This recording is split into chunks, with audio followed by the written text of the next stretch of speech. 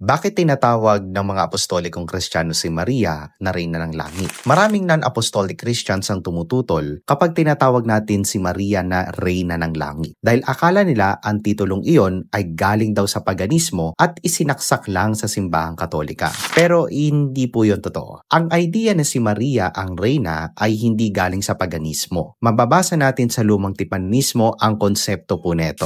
So, bakit siya tinawag na Reyna ng Langit? Kasi si Maria po ay ina ng hari. Kung babasahin natin ang 1 Kings, 2 Kings at Jeremiah sa Lumang Tipan, makikita natin na ang bayang pinili ng Diyos, which is ang Israel, ay palaging may hari. At hindi lang basta hari, may reyna din. Pero sino yung reyna? Hindi po yung asawa ng hari, kundi yung ina ng hari. So may tinatawag po na Queen Mother ang Israel noon. At ngayon sa bagong Israel na siyang simbahang Kristiyano, mayroon din po tayong Queen Mother. Sino ito? Simple lang. Ito yung ina ng hari. Sino yung hari nating mga Katoliko? Si Jesucristo ang hari ng mga Kristiyano. At dahil Hudyo si Jesus, ibig sabihin, ang ina niya na si Maria ang siyang may karapatang tawaging reyna. So, si Maria na ina ng Panginoong Hesus, siya po ay Queen Mother. Siya ang reyna ng bagong Israel, siya ang reyna ng simbahan, at siya rin ang reyna ng langit.